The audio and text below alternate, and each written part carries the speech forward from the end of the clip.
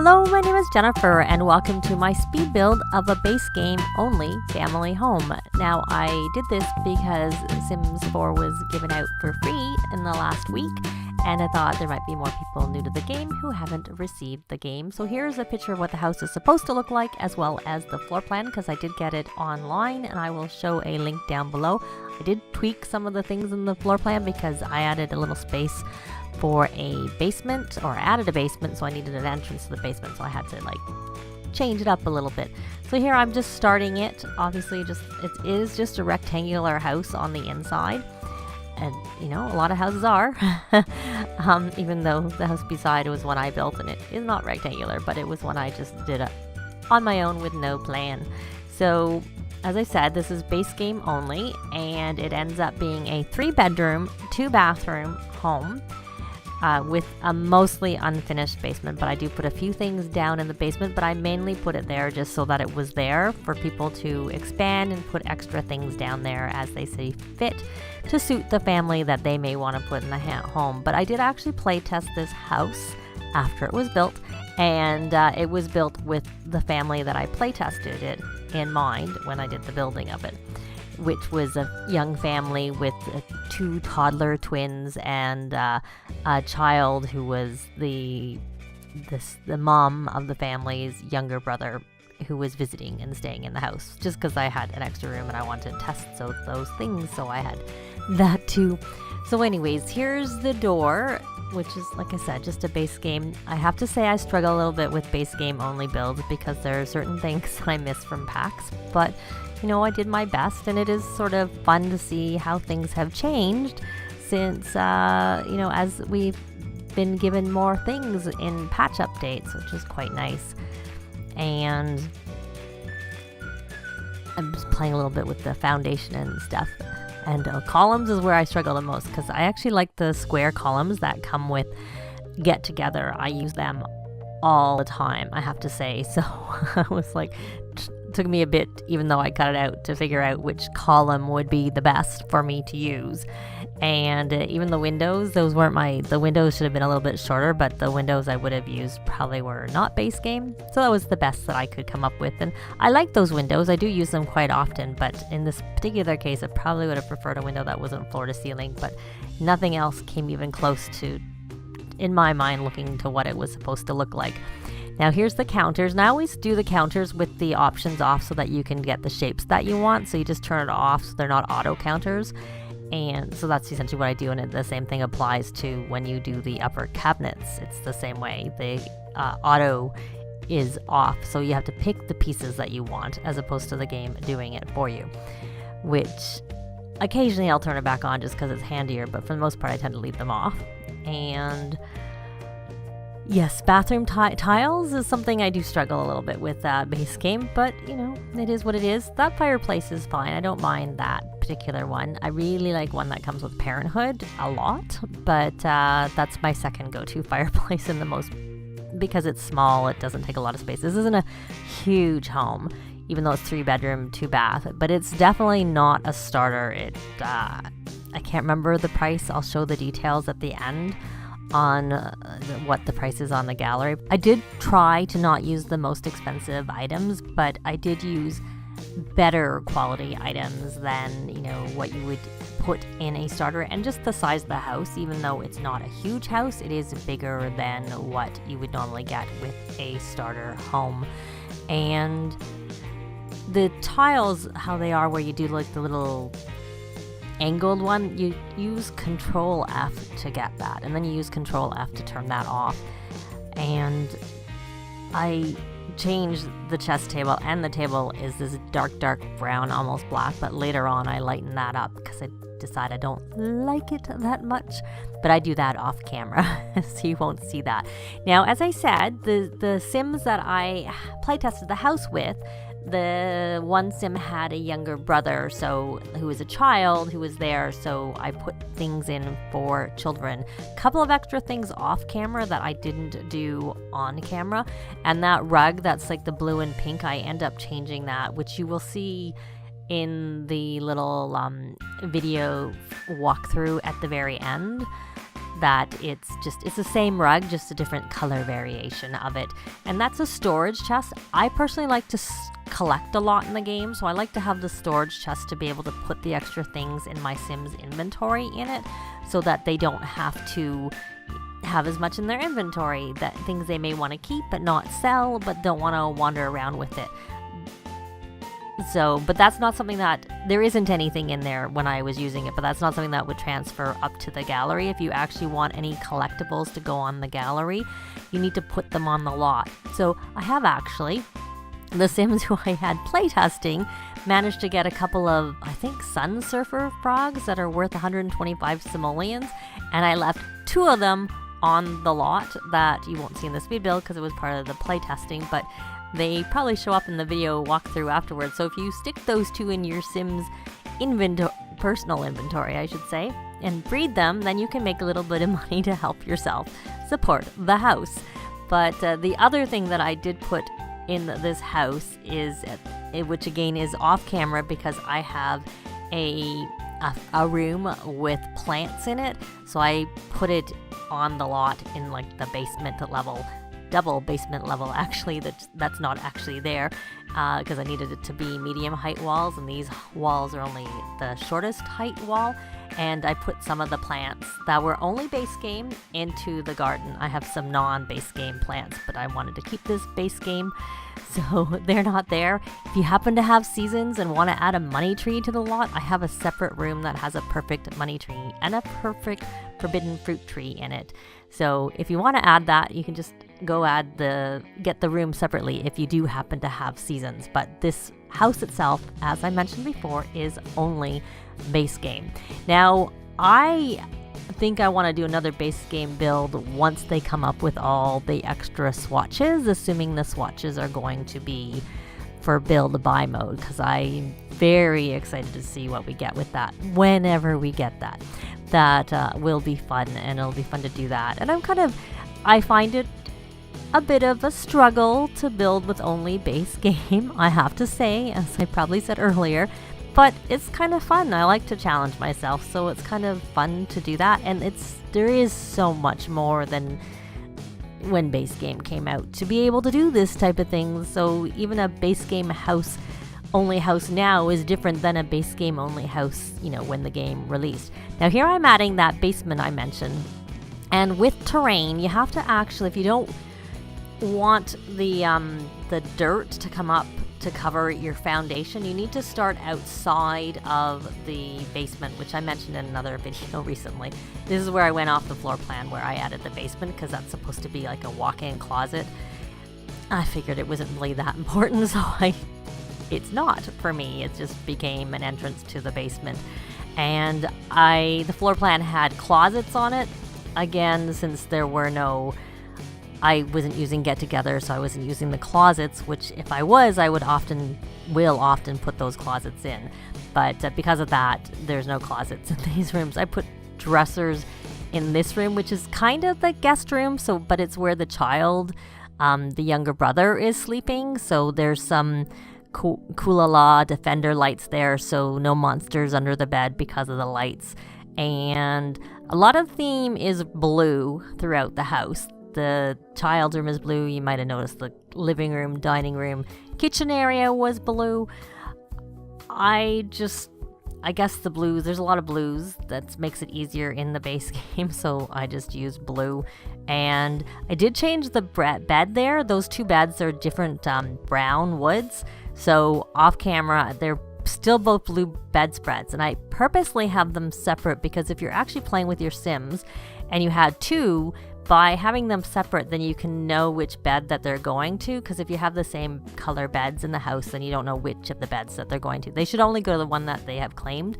But so it's just sort of a general thing that I like to do sometimes when Sims may be using the same things and I have multiple of them in the house. I will make them unique color so I can tell what they're going to, which is something I like about Sims 4, because I know I haven't played Sims 3 for a little while, but I know when I was playing it, and I think the same with 2, it would only show you like the first color, like it wouldn't show you the actual color of the item. So if the base game was, say, red, say the primary top-notch color was red, it would show you the red even if you had used the blue version kind of thing. Whereas in Sims 4, it will actually show you the color of the object that they're using. So it makes it a little bit easier to tell what they're going to go use. Whereas this bedroom, you may be able to tell, I made it red instead. And just to, you know, mix it up a little bit so that it wasn't red, it wasn't blue all the way through the house, and there was a little bit of red, pop of red in the living room area, but it's mostly blue out there.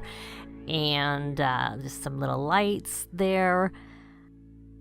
So this is the twin toddlers room, and I usually like to have a toddler bookcase close to the toddler room or in the room if I have room in the room, so that when the parents go to read them to sleep, the bookcase is really close and it takes less time, because I find having Sims read toddlers to sleep, I do it because it's supposed to stop them from having nightmares, and that's why they don't have a nightlight. I don't think I give them a nightlight because it doesn't help. I gave them both little mobiles because they're little kids, and I will, if I'm using Parenthood, use those cute little lights. It gives the toddlers a nice mood light. I don't know whether the Kulala light does, because I've never honestly used it for a toddler. I only use the Parenthood ones, but it doesn't stop the nightmares. And because I had a computer there and one of the Sims wants to be a writer, I figured they needed some type of entertainment, so I used that Lindsay speaker, which I can't say I use that much, and I switched out the bookcase for the bookcase that came with the freelancer update versus the one I had originally had. So this is the first bathroom, which of course I have a tub in it because of the toddlers. And in here I was going to put the shower, but we have 2 toddlers in the house, and if they're both dirty at the same time, we should probably have 2 ways of giving them a bath. I was going with the red theme, but I thought the red on the wall was too much, so I went with like a white wall and just had some red accents, like the red in the sink, which is a sink I have to say I don't use very much. So definitely forced me to use things that I don't normally use by doing base game only, which, like I said, I like to do challenges, so that's kind of fun thing to do. And then I'm just grabbing in here, they just have white with blue versus any really color, because it's blue in this bathroom, the blue from the rest of the house in here. And extra potty chairs. I usually like to have the potties in the bedroom that the toddlers sleep in, because then if they wake up and have to go potty really badly, it's not that far for them to go. But I thought I would have some in the bathroom too, just because if you happen to have one that's really dirty, they can go to another one. So I usually like to have 2 potties per child if I can. And I think I end up taking that tablet thing. That's not a slablet, it's the one for doing the art. And I took it out because I realized that my Sim was a writer and not an artist, even though they have an easel there to use. And put the frog in the place, one of the 2 frogs. The other frog's in the spare / kids' bedroom at the back. They're sort of spread out through the house. Now on that wall there, you'll see there's the fire prevention system, that you need that in conjunction with the smoke detector, which is in the house, to have it automatically put out fires. So I find it slow. So I personally don't really use them very much. I don't let my Sims cook until they're level 3. I don't let them use the stove or the barbecue on the lot until they're level 3 if I can help it. But I realized I could hide that into the fireplace area that I built out the back, because you don't see it. So I did that off camera because I was like, I don't need that there. That can be hidden and it doesn't need to be shown there. So this all changes a little bit. This back area, the flowers I'm doing stay the same, but like where the monkey bars are and where the planters and stuff are, I realize I have the house really centered on the lot, but that means that you don't really have any space down one side or the other. So later on I realize that, and I change it out and I pick up the house and I move it over, which is another feature I love about Sims 4, the fact that you can pick up and move it. And I'll show that later. So here, it's a huge basement. I do not furnish the full basement because it's really big, and it's really there just so that you can you know, put what you want down there when you're playing with your family and personalize it. If you need extra bedrooms or bathrooms, you can stick them down there. I do that all the time.